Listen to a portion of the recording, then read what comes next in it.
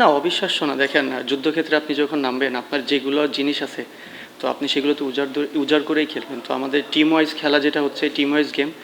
আমাদের হয়তো বা কোনো বিগ নেম নাই, ওভারসিজও বিগ নেম নাই বা লোকাল প্লেয়ারও তো বিগ নেম নাই, বাট আমাদের ছেলেরা বা সবাই যেভাবে পারফর্ম করতেছে আলহামদুলিল্লাহ, যে টিম গেম না হলে আসলে এই রেজাল্ট আসলে হতো না।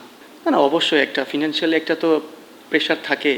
যখন বিসিবি দায়িত্ব নেওয়ার পরে আসলে সবাই একটু, আমি আগেও বলছি তো, ফ্রিলি খেলতে পারতেছে, যে কারোর ভিতরে কোনো টেনশন নাই। বাট এই জন্য আরও বেশি আমার মনে হয় প্লেয়াররা আরও বেশি পারফর্ম করবে। না, এমন কিছু না ভাই, আমি তো মানে ওরা কি দত্ত না যে আমি চাইলে বা এগুলো হবে। Gold's Gym across 30 plus countries. With over 700 plus locations worldwide, train anywhere, belong everywhere. But আমার কাছে মনে হয় আমি লাইফে এমন সিচুয়েশন ছিল যে আমি এরকম সিচুয়েশনে আবার অনেক খারাপও খেলছি, আবার ভালোও খেলতেছি, যাক আলহামদুলিল্লাহ। বাট এটা পার্ট অফ লাইফ, ক্রিকেটে আমার ভালো হবে খারাপ হবে, যেহেতু ভালো হইতেছে জিনিসটা ভালো হবে, কন্টিনিউ করাটা ইম্পর্টেন্ট। দেখেন প্রিভিয়াস ম্যাচে কী হয়েছে ওটা কিন্তু ওই আপনি যখন মাঠে ঢুকেন তখন কিন্তু কোনো কিছুই মনে থাকে না, নিজেদের খেলার জন্যই চিন্তা থাকে।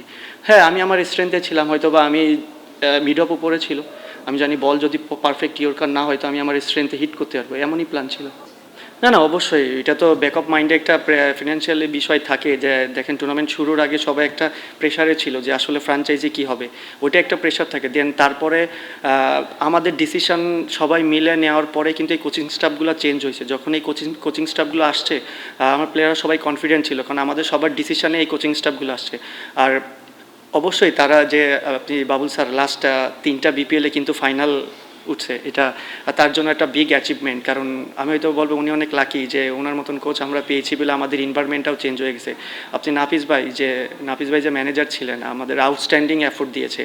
আপনার ইনস্ট্যান্ট ড্রেস বলেন, যাবতীয় যা ছিল সব চেঞ্জ করছে, এবং বাসার বাইরেও ডিসিশনগুলো ভালো ছিল। ওভারসিজ পিক করা অল্প টাইমের ভিতরে এত মানে ডিফিকাল্ট ছিল, অল্প সময়ের ভিতরে যে ওভারসিজগুলো কালেক্ট করছে তারেও তো ক্রেডিট দিতে হয়। বাট আমার বলে আমরা পুরো টিম ওয়াইজ খেলতেছি, সেটা কোচিং স্টাফ প্লেয়ার সবাই মিলে, না হলে হয়তো বা আমরা ফাইনালে উঠতে পারতাম না। দেখেন আমরা যখন লাস্ট ম্যাচ রাজশাহীর সাথে এই উইকেটে খেলেছিলাম, এই উইকেটটা এমনই ছিল, এই উইকেটটা আমার কাছে মনে হয় লো স্কোরিং উইকেটই ছিল। বিগত ম্যাচগুলোতে পেস বোলাররা অনেক সাপোর্ট পাইছিল এই উইকেটে, বাট আজকে একটু ডিফারেন্ট। বাট আমার মনে হয় ইউজ উইকেটে বারবার খেলা হচ্ছে, এই কারণে হয়তো বা লো স্কোরিং ম্যাচ হচ্ছে। বাট আমার মনে হয় আরও টি20 যে টাইপের উইকেটে খেলানো দরকার ছিল, সেই উইকেটটা আমরা মিস করতেছি। দেখেন এইটা তো আমাদের প্লেয়ারের হাতে নাই। বিপিএলের ফাইনাল ম্যাচটা আছে, ওটাতে আমাদের টিম ওয়াইজ গেম খেলতে হবে। যদি আমরা ভালো ক্রিকেট খেলি ইনশাল্লাহ আমরা জিততে পারবো। আর ওয়ার্ল্ড কাপের ডিসিশনটা তো পুরো ক্রিকেট বোর্ডের আন্ডারে, তো এই সম্পর্কে আমি কিছু বলতে পারবো না। তারা আমাদের যেটা করতে বলবে অ্যাকচুয়ালি আমরা সেটাই করবো। এটা খারাপ লাগে না, যেহেতু আমরা ফাইনালে উঠছি, কমিটির টিম হিসেবে সেটা প্রমাণ করে দিয়েছি। না দেখেন, এটা আসলে ডিফিকাল্ট একটা সিচুয়েশন ছিল তখন। দেখেন যখন আমরা প্লেয়াররা অনেক মোটিভেটেড ছিলাম, যে আমরা জানি তারা যদি না থাকে, ক্রিকেট বোর্ড যদি নাই, প্লেয়াররা অনেক শক্ত ছিল। আমার কাছে মনে হয় ফুল ক্রেডিট গোস টু প্লেয়াররা, এরা মেন্টালি অনেক স্ট্রং ছিল। দেন তারপরে কোচিং স্টাফরা যখন আসে, তাদের সাথে কথোপকথন হয়, সবাই বসে কি করলে কি হয়, সবার মিউচুয়াল মিলেই জিনিসটা আসলে ভালো হয়েছে। আমার বললো যে সবাই, বললাম তো আমি আগে, কোচিং স্টাফ প্লেয়ার সবাই মিলে সবার মেন্টালি অনেক ফ্রেশই ছিল। আমি আবার ক্রেডিট দিতে চাই, দেখেন বাবুল স্যার, আপনি একটা কোচ যে টিম করার আগে সে হয়তো বা ড্রাফটে ছিল না, সে এই টিমটা এসেতে কোচিং করাছে, তার জন্য কিন্তু অনেক ডিফিকাল্ট ছিল। তার টিম কম্বিনেশন বা তার প্ল্যানিং অনেক কিছু কিন্তু ডিফিকাল্ট ছিল। বাট আমার কাছে মনে হয় ওনার প্ল্যানিং, একটা জিনিস আমি বলবো যে আমার আর বাবুল স্যারের ডিসিশনগুলো খুব মিলে যায়, হয়তো বা এই কারণে আমাদের পারফরমেন্সটা ভালো হইতেছে। না, কনভারসেশন যেটা আছে, দেন অপোনেন্ট নিয়ে আমরা সবসময় প্ল্যান করি, বাট আমাদের যে লিমিটেড প্লেয়ার আছে, দেখেন আমাদের কিন্তু ওরকম ওভারসিজও ব্যাকআপে যত ভালো ওভারসিজ নাই, বা ব্যাকআপে যেরকম লোকাল ভালো কোয়ালিটি ক্রিকেটারও নাই। আমি যেটা সত্যি কথা বললাম, আমাদের অনেক লিমিটেড ছিল। সেই ক্ষেত্রে আমাদের প্রচুর ডিসকাস হয় দুইজনের, যে কার এগেনস্টে কীভাবে কী করলে, বাট দুইজনের ওইটা মিলে যাইতো আর কি, মানে হয় না যে মিলে যায়, উনিও যেটা চাইতেছে আমিও সেটা চাইতেছি, এটা মিলে যাইতেছে এমন আর কি। বাট ওনার প্ল্যানিংটা অনেক ভালো ছিল, বাট আমাকে ওইটা হেল্প করছে মাঠে ক্যাপ্টেন্সি করার ক্ষেত্রে। না, এই সময় তো আসলে বলছি তো আগে, দেখেন আপনি যখন ফিনান্সিয়ালি দিক থেকে আমরা যখন তাদেরকে প্রেশার করতেছিলাম, যে আমরা তো 1 টাকাও পাই নাই, জিনিসটা বারবার তাদেরকে প্রেশার দেওয়া হচ্ছিল, তখন তারা হয়তো ওই মুহূর্তে দিতে পারতেছিল না। বাট তখন আমরা বোর্ডের সাথে যোগাযোগ করি, বোর্ডকে সব কিছু জানাই, তারপরে বোর্ডের কাছে হয়তো বা জিনিসটা ট্রান্সফার হয়ে যায়। না না, এটা কে আসবে না আসবে আসলে এটা বলা মুশকিল। ক্রিকেট খেলায় যে কোনো সময় যে কোনো কিছু চেঞ্জ হতে পারে। বাট যারা ভালো ক্রিকেট খেলবে আগামীকাল তারাই আসুক, বাট আমার মনে হয় তার রাজশাহী এবং সিলেট দুইটাই দুর্দান্ত টিম। তারা পুরা রাজশাহী তো পুরা হোল বিপিএলে ভালো ক্রিকেট খেলে আসছে।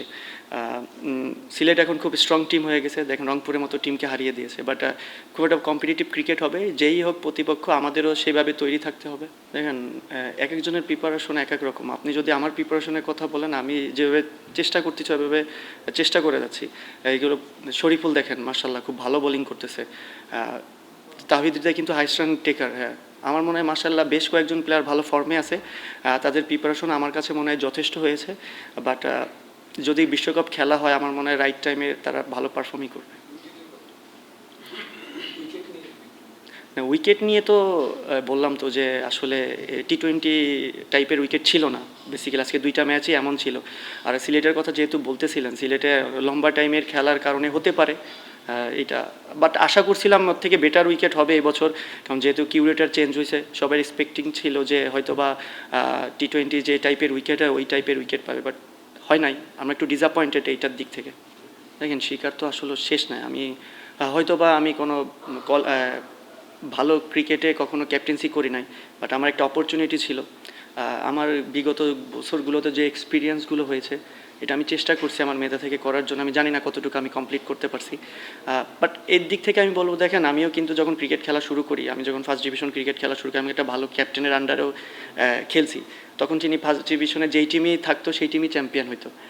এরপর থেকে যখন আমি প্রিমিয়ার লিগ খেলা শুরু করি, তখনও সালাউদ্দিন স্যার ছিল, ওইখান থেকে অনেক শিখছি। বাট ন্যাশনাল টিমে এসে দেখেন আমি সব আমাদের যে পঞ্চপাণ্ডব ছিল সবার আন্ডারে আমি ক্রিকেট খেলছি।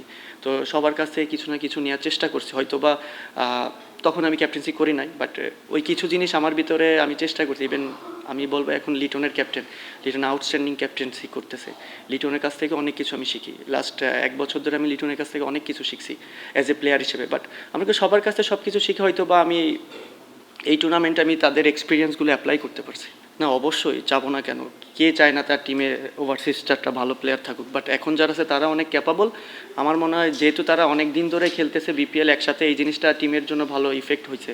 দেখেন হুট করে 1-2 ম্যাচ খেলতে আসলে ওভারসিজ তারা হয়তো বা পারফর্ম করে না, বাট আমাদের যে লিমিটের ভিতরে ছিল তারা হয়তো বা পুরা বিপিএল ধরে থ্রু খেলতেছে, এই জন্য হয়তো বা তারা পারফর্ম করতেছে। এদিক থেকে বলবো যে আমরা লাকি যে আমাদের বেশি কিছু চেঞ্জ করা লাগে না।